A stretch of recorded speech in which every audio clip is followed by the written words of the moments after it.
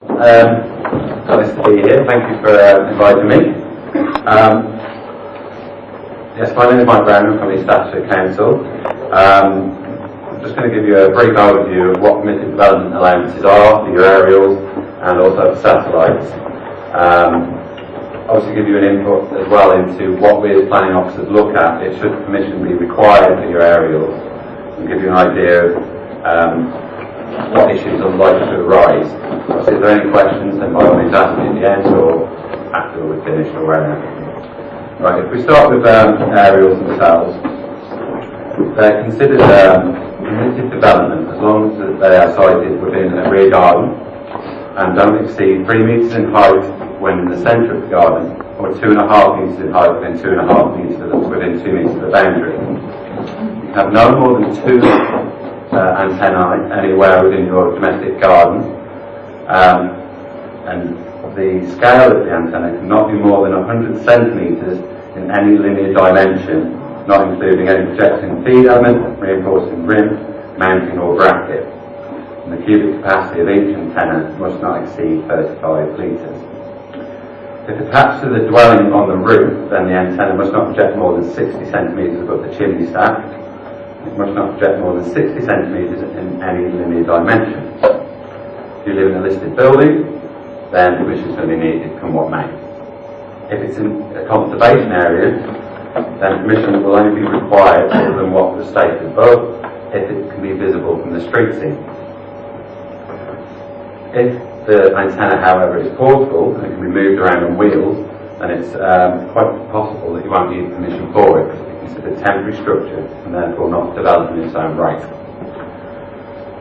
If it should need permission, then we move on to what we as planning officers will consider when the application is submitted. Now, quite often we get neighbours stating that they're concerned about interference and impact on electrical items. We as officers can't consider that. It's considered that that matter is discussed elsewhere and licensed elsewhere within sort of wireless telegraphy legislation. And it is within those agencies that they will control that impact, if there is any. The only time planning would take into account is if there's already an aerial there that's authority retained and they can demonstrate some interference. But then we'd only get involved to condition it and require an independent agency to come and test the equipment and sort out any potential issue. The sole material impact we'll look at is the visual immediacy impact of the area. Now, that generally comes down to what impact it will have on the skyline.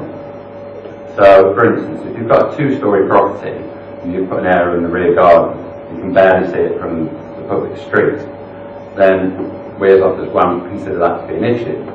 Whereas if you're in a bungalow and the area is sort of 10 metres high, then the visual impact is going to be much more significant, and we may consider that the area isn't appropriate for a residential area because it's quite industrial. Well, some can be quite industrial in the viewpoint. What sometimes overcomes that issue, however, is if you have, say, a tree line immediately to the rear, whereby the area will become lost visually in that tree belt. So that's how we consider whether an aerial is acceptable or not. Now, some councils have historically applied conditions requiring the lowering of masts during daylight time to limit that visual impact. We as a council don't tend to do that. It's not really an appropriate condition. So either the aerial is acceptable or it's not. But obviously, if you want us to come and discuss that with you before you spend your money on your application, then by all means we can do that as an office. So that's it for aerials. But if we move on to dishes, there's only one allowed per building. It must not exceed 90 centimetres in width, and on a roof it must not exceed the height of the chimney. But if it is attached to the chimney, then it must not exceed 45 centimetres. On flats, only 2 dishes are allowed on each property. Now that's not always the case. If you go around the town, you'll see many dishes. But technically there's only meant to be 2, and they're not meant to exceed 1.3 metres in size. There is a requirement in the legislation for any satellite dish to be discreetly sited. Now, there's no definite about that. So, if you think it's discreetly sited and we don't, then unfortunately it comes down to what our opinion is. So, you might have to relocate it if we're not happy with it. So that's really it in terms of what you're allowed to do under planning legislation without requiring consent, and how, if it does need consent, we will consider them. So if there's any questions, just let me know. Just a question on, Yeah. you said, for example, it's prepared to come out and have a look at the implementation of possible antenna. Yeah. Do you make a charge of that? No. Free service. Okay. You said the maximum height is 3 metres. Now, is that including the aerial on top of it at its maximum height? Yes. Because some aerials are tiltable, angleable, where 3 metres may be the maximum height, Yeah. including the aerial. Including, yes. So if an aerial is then a tilting aerial above 3 metres, it's not acceptable. Well, it will need planning permission, It will need and then it should be judged against the criteria. Yeah. What happens if you live in a row of bungalows and there's houses all around you? How does the height affect? Well, it's still the same dimensions in terms of the 3 metres. Obviously, what we'll judge then is obviously visually it's a lot more prominent because whatever matched up in it is, it's a lot more above the existing built form. But then we look at what else is in the street scene. For instance, if there's a number of telegraph poles, street lights, a tree belt, all of which screen and distract the eye away from the mast, then the visual impact becomes less. Whereas if it's, say for instance, on a corner and it's open to the street on all sides, then the visual impact is much greater. And then we might say it's not such a good idea. Yeah. You're saying that anything which is moving has wheels on it. Yes. It's not required planning permission. Yes. That's okay. Here is a proposition. Okay. So if I build in my backyard Yes. a flagpole with 4 wheels on it Yeah. and a 100-foot mast with a big antenna on top, Yeah. and I can prove that I can move that a few feet in either direction, it does not require planning permission. We might take a point that it's not readily movable. I mean, obviously you can move it around the garden, but you can take it out of the garden because it's so big, and therefore. But I can lower it so that. Well, potentially, if you were lowering it down, then maybe we would So consider a that. movable, lowerable 100-foot mast. Potentially. In my backyard. Potentially, although. Yes. Well, the legislation states that if it's movable, you can do it. Obviously, if it's a case whereby. So there's no need to expand on that. If it's a case whereby we consider that it's a bit beyond what we need. Can you put it on your front? You should put it on your front garden if it was moving. It's visible from the street scene, and therefore it needs consent in its own right. I mean, if you're keeping it there and just moving around the garden, then. Well, no, I mean, you can put it on the back of the car and show serving the hill and things. For the rest of it, occasionally. It's possible. Yeah, I mean, it's not a hard and fast rule. I mean, if we spot that it's there for weeks on end and it's not moving, then it's going to be a case that we've decided then maybe it doesn't need permission. Do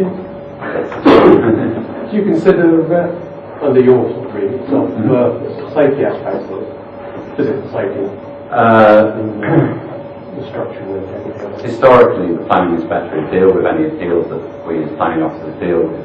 They argue that you don't really need to consider it. There have been issues sometimes where people have anchored masts across people's gardens and things like that, and there's been safety concerns raised. But generally, all that they do is require the removal of that anchoring point and to anchor it somewhere else. So it's not going to be a reason that we refuse it. We may come back to you and say there's got to be a better way to make sure this is safe. But it's not a thing whereby we can say no on safety grounds. Well, so if the antenna's been up for a certain length of time, and somebody sort of complains after 4 years. 4 years, isn't it? So you can have it up for 4 years. If it's up more than 4 years and it's not been spotted, then there's no, you can't take enforcement action. Does this apply to other districts as well? It's the standard rule. How do you go about proving 4 years? It's down to the applicant to prove it. It's in this month's RADCOM. It is, On your figures, what about television aerials? Because a lot of them are way above the height of any house or bungalow. Technically, they're all covered by the same legislation. So we can go around then and complain about their television aerials and then actually remove them. Well, whether we require them to remove them or not, the question. Subsequently, we've got to see whether or not there's any visual or material harm from the aerial. If it's that high for a reason, and visually it looks acceptable, then we'd probably say, well, there's no public interest in us requiring them to put an application to maintain it. We just say, well, it's a reasonable requirement for their occupation of that dwelling. So yeah, I mean, technically all areas are covered by this legislation, and they all get all required permissions as stated. Okay, You specified that there wasn't a requirement to lower masts. But if you did anyway, then normally they would be able to stop. Would that be in the favour of any applicant that they do? Not in and of itself, because we can't really control it under planning legislation. It wouldn't be considered a reasonable condition to require you to do it and us to go out and monitor it every day to make sure it happens, which is generally why we don't like to put that sort of condition on, because it's not reasonable for the two parties involved. However, like I say, some planning inspectors have done it in the past, so it's not unheard of that that sort of requirement is put on. I can't see that we're likely to do it as a planning officer ourselves, simply for that reason, because we're not going to come out and checking you every day. Yeah, but what I'm suggesting is looking at it in the obverse view, in the sense that if it was going to be lowered anyway, and 99% of the time it won't be in use, so if we lowered out of the way, it would only be a view when it's in use, which is probably going to be late at night and maybe it will be dark in there.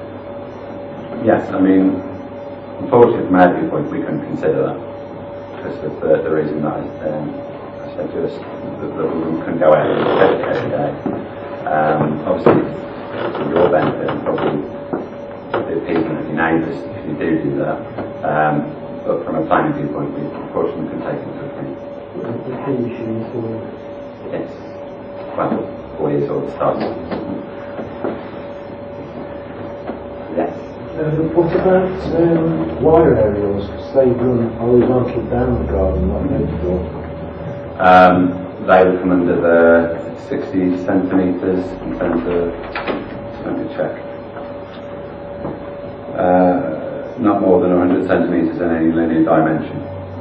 So that's been like that. Yeah. Could you clarify? Which I could. 100 centimetres isn't very... It's not a very long piece of wire. Yeah. 3 foot, yeah. That's what it says in the legislation. That's what it's very really. Do we need planning permission for washing lines? No. Because they're probably like a wire area. That's right. They're not. You watch it, we've got it. Sometimes it was paper. I need planning permission for 1 metre of wire 10 foot above the ground in my backyard. Technically, We're in trouble. Well, the gentleman that's just there put clothes paper on the around.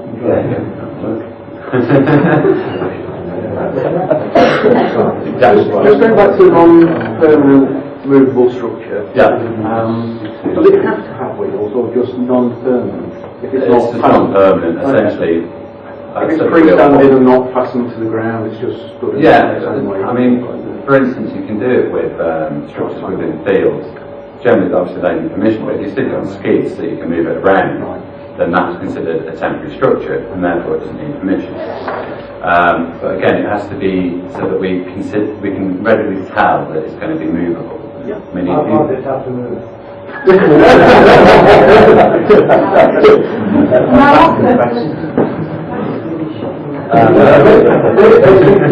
Because having been told we can't put more than a metre of wire, 10 feet above the ground. Well, we're not saying we you can do can't. what we like as long as it's movable without planning permission.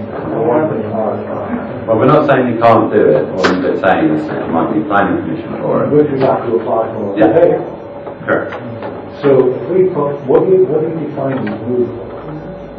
Just that essentially, that so you can move it around your garden, it's readily movable. What, by 6 people pushing it?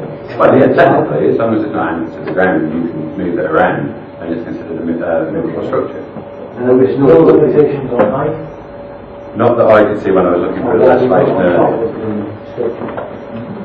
What's that, sorry? Or what side antenna we put on top of that mast? Not that I could see earlier when I was looking for the legislation. I mean, I can look through and try and clarify that matter for you.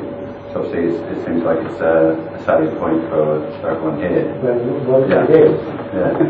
As far as There's another question. Yeah. If you have a mast that is 3 metres tall, you don't need planning permission. Correct. So if you then have a temporary mast strapped to that,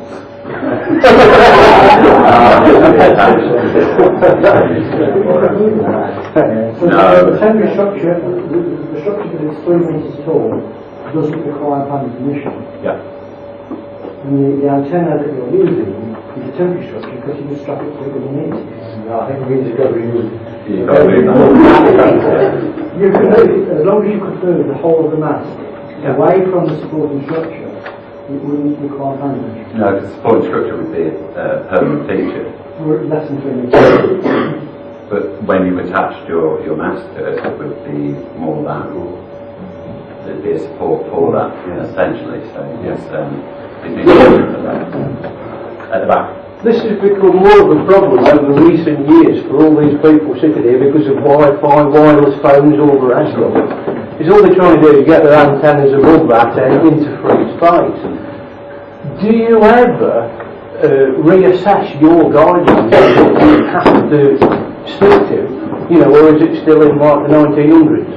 You know, have you reassessed what you've got? These are government guidelines, I'm afraid, so it's not ones that we can set as a local council. These are national, so there's nothing that we could do as such unless we brought out specific new guidance just for East Staffordshire to change this. Obviously, if you wanted us to, as a council, to look into that, Absolutely. then you need to write in, and then our policy team could look into bringing out some legislation specific for what East Staffordshire. Right. So yeah, if you want to drop me an email or what have you, we can look into that for you.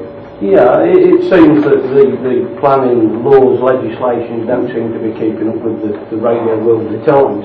No. But another question is, you said it doesn't matter about the size. If it's portable, it doesn't matter about the size of the antennas on the portable mast.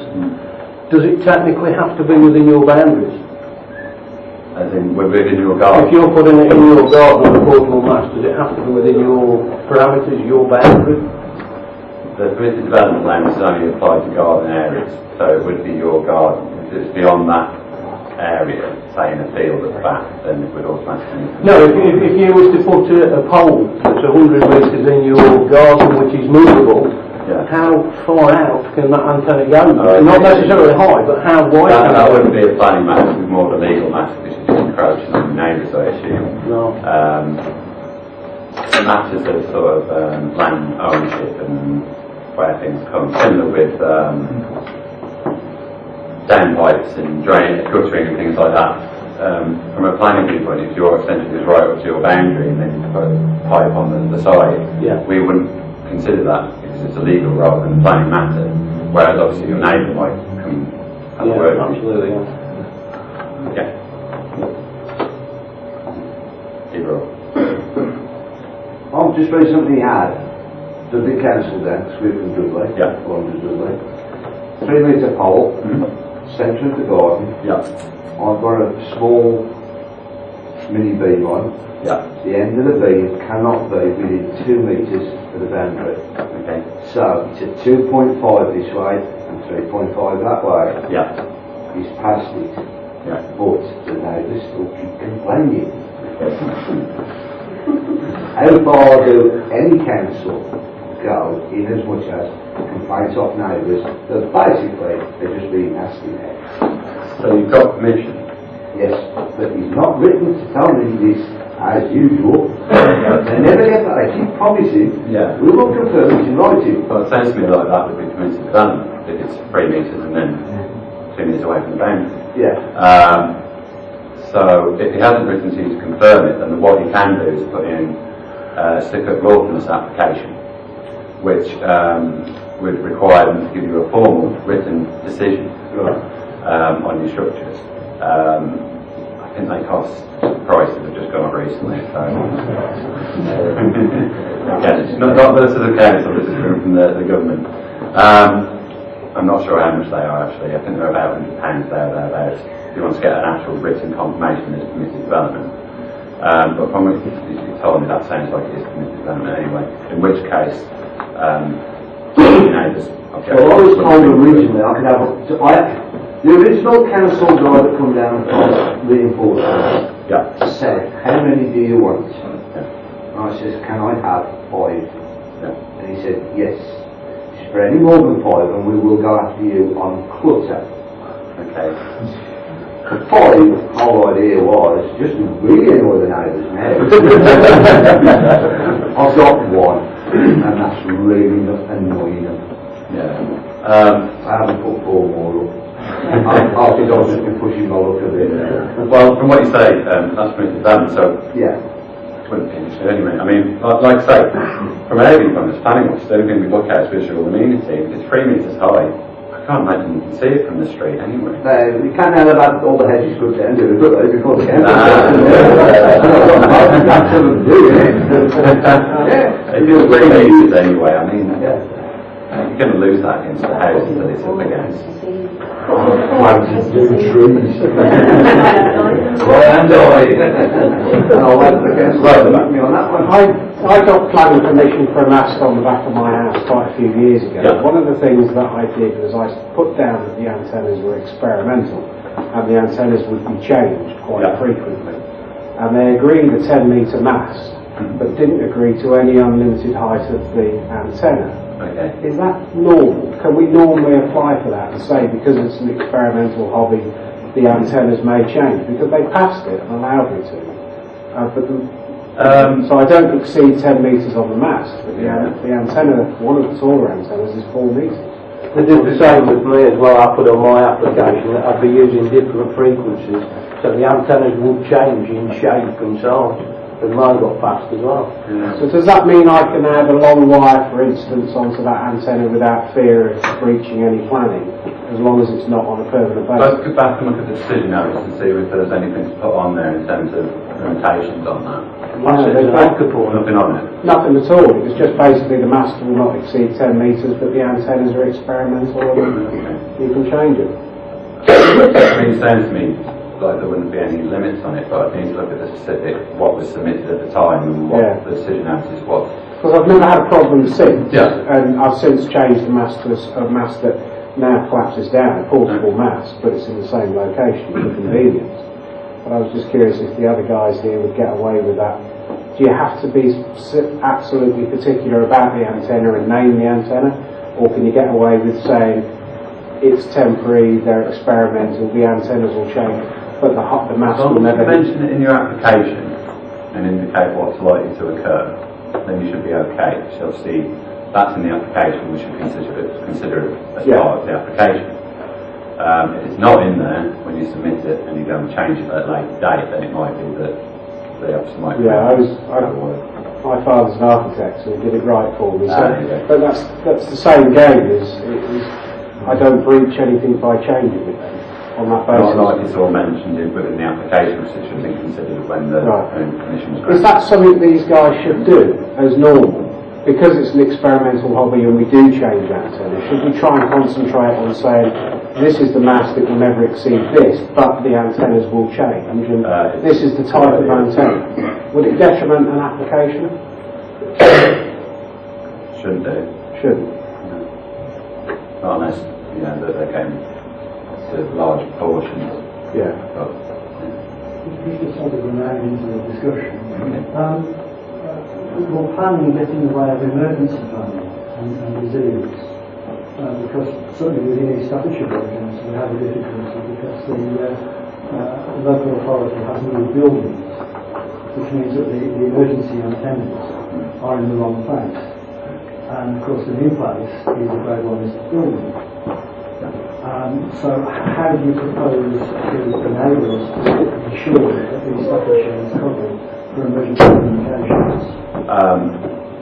That's not entirely the material consideration. I have seen it mentioned, and you can take it into account, but it's not one of the major issues that we look at. The major one is visual impact. We can take it into account, but ultimately we swing the decision one way or another, it would come down to visual impact.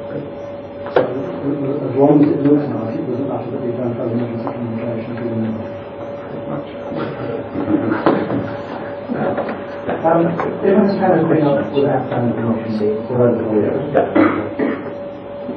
hypothetically, could you take that down and put another one? No, it's the new one, new sort of or subject to. Right. So if you've been over 4 years, you don't have planning permission, you say, do you need to apply the speculative and pay some money? If it's up to 4 years, then it's immune from enforcement action, and therefore you don't need to apply for it. Until you change the antenna. Again, if it's been up for more than 4 years and no one's complaining, we haven't investigated it.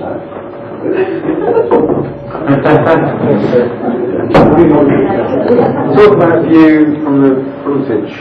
What happens does it make any difference if you've got a public footpath to the property? Not as such. We just look at what the visual impact was. I mean, public footpath, anything. So I had a conservatory built, and because of the size, we wouldn't normally need planning permission, but because there's a footpath at the back of the property, we had to apply planning permission for that. Was that under old legislation? 5-6 years ago? Yeah, legislation's changed. Okay. It doesn't go off. It used to be, if it was getting closer to a footpath, then you need planning permission. Whereas now it's of the size of the back of the dwelling. Right. So if it's less than 4 metres, then you would need planning permission. Okay. Right back. Completely different question. Friends of mine live on a narrowboat and they're amateurs. Yeah. How do you do about putting antennas up on a narrowboat? Because that you can't hide it, can you? So is there any difficulty? It's mobile. It is a mobile, isn't it? Yeah, you're fine with that one. It's the limits, and there isn't limits. Not as far as I'm aware. I've never come across No. that myself anyway, to be honest with you, but if there's some obscure bit of legal legislation on it, I can look into it. Yeah, because they're not in Staffordshire, but they're permanently in one place with boats. I think it's still because But it's still possible, yeah. Another gem.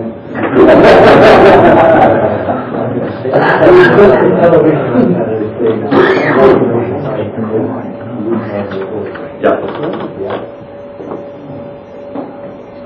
Does one have to be a neighbour to complain?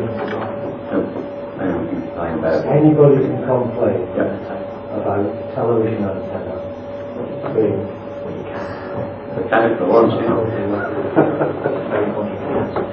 You read my own Street singers, the tower from Anchor Road, cover the area. That therefore becomes part of that street singer, I guess. Correct, yeah. So with Maria, we've got the guy around the corner with the tower, and his garden, street permission. Yeah. Why would you not give it to... That one's quite removed. What we'd look at is, say, for instance, in this case, stand at the top of the cul-de-sac and look down. What do you see? That would be the street in that particular instance.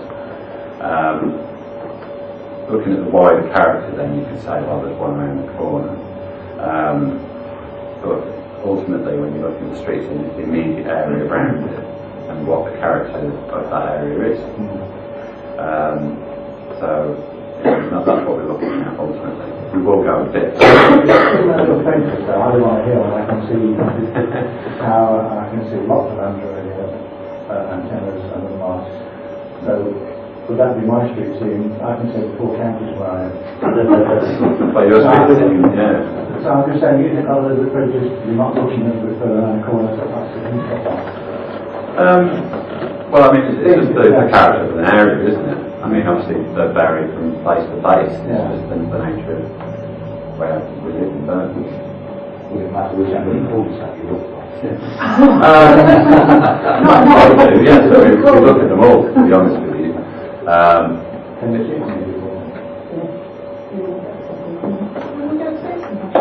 Yeah. Well, I don't know. Thank you looking from the house side or the window side. I think you'd be able to see it, because the room has quite low values. So you can see the street scene antenna down the road from the end of their cul-de-sac. That's what I remember. It also matters as well, I think. In the summer, the trees are a hell of a lot bigger. Yeah. Yeah? Correct. You're looking at it now, there's no leaves on the trees. Obviously, you're going to see an aerial and max. If you came in July, you'd go, oh, what's it? The trees are there. We have to try and consider that within our decisions. Right. So, ultimately, I mean, you have to be hang on about it. If there's a tree there, then you know the winds going to be up and something's going to be on. So you have to show a bit of foresight and consideration. I suppose that's what we're trying to. Am I right thinking mobile phone operators can put a 15-metre mast up? Correct, they've got different legislation. Again, sorry? They've got different legislation. Do they have to apply for the They don't. If it's under 15 metres, like 15 metres under, then it comes under what's known as prior notification, which isn't a full application, it's essentially just I'm going to do this, just to let you know, type application ultimately. So it's their legislation. So they could put a 15-metre mast in front of my house and I can only have a 3-metre freestanding on that goal? Yeah, correct. Although if they try to put a 15-metre high mast in front of your house, then we might object to it on the grounds that that's an inappropriate location to stick a telephone mast.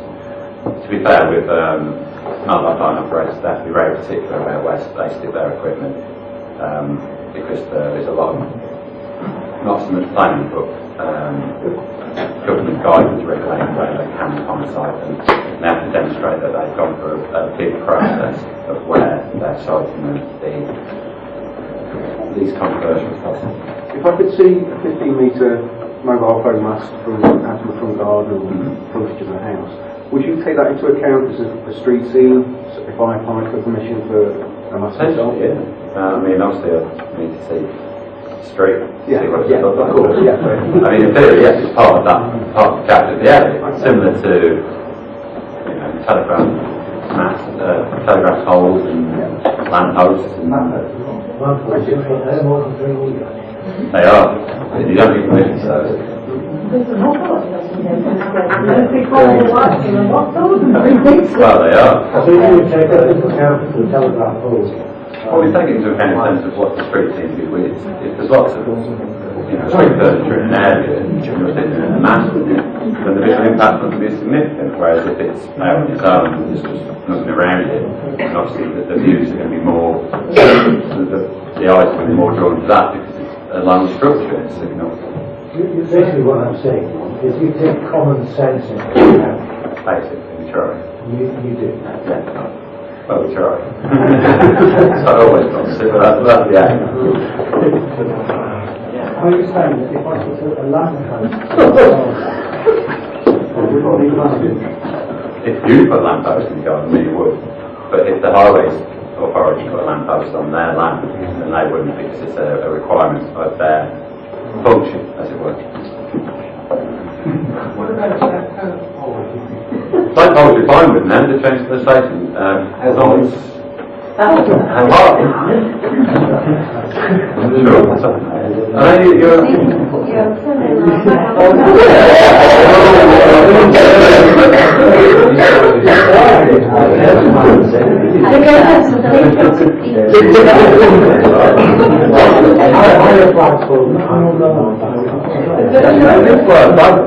But there's only about right.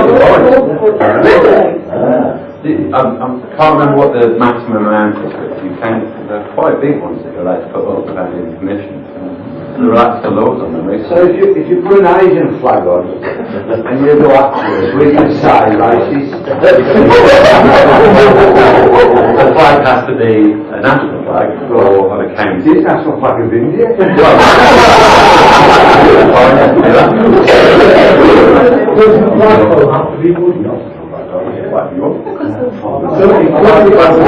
Put your antenna inside it. I'm sure there is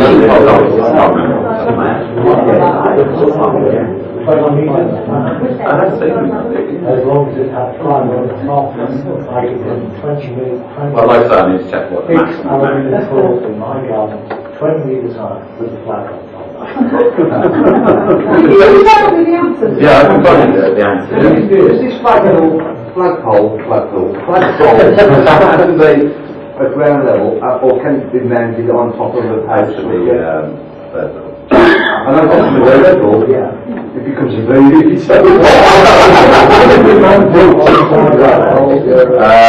I believe the legislation just has to be a single freestanding structure. Single freestanding vertical. Yeah. As long as it's got a flag on the top. Yeah. Material is immaterial. And it wouldn't matter if it necessarily glowed in the dark. But if it glows in the dark, then environmental health might have to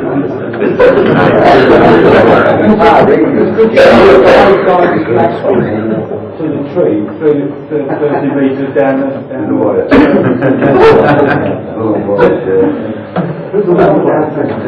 Using the wire for.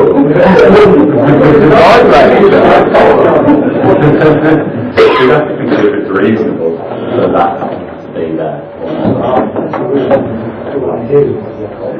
I think that's a flat out. Could it be quite a small flag or a big flag? I'm not saying it's covered, to be honest with you. That's never come up. But I can have a look for you.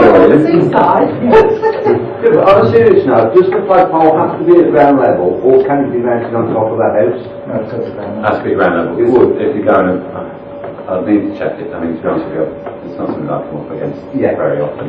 So I mean, it's like town halls have them. Aerials, not. Town halls have them on top of them. They do? Yeah. Yeah. Admitted they're only short-ish, but when you're 60 feet on the ground, something that's 20 feet doesn't look that big. What is it? Does it have to look like a flagpole? Or does it look like an aerial mast? So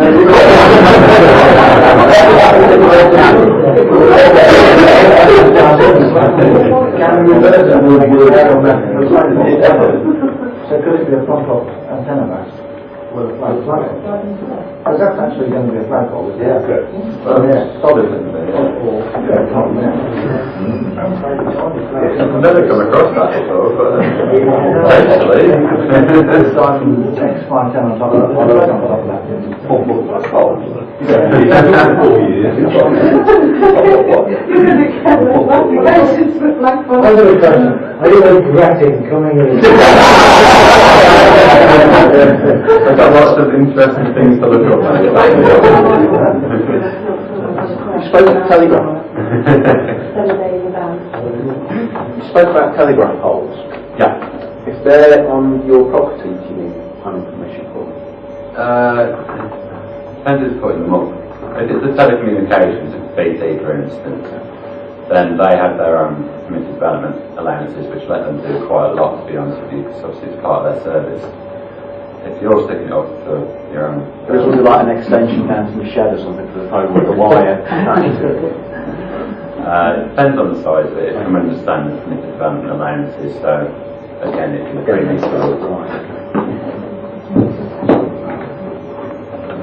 Just a quick one. Yeah. Well, if you have a commercial elevator and you want to put an antenna on, is it falling exactly the same? Yeah.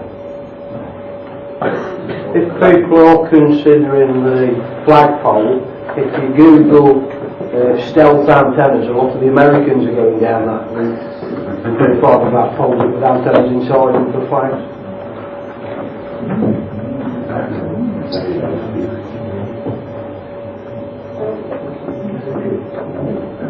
To get back to the main flag building. Yeah, so I've made a note, I'll get back to you. We're making another diameter. Whether we can do a rapid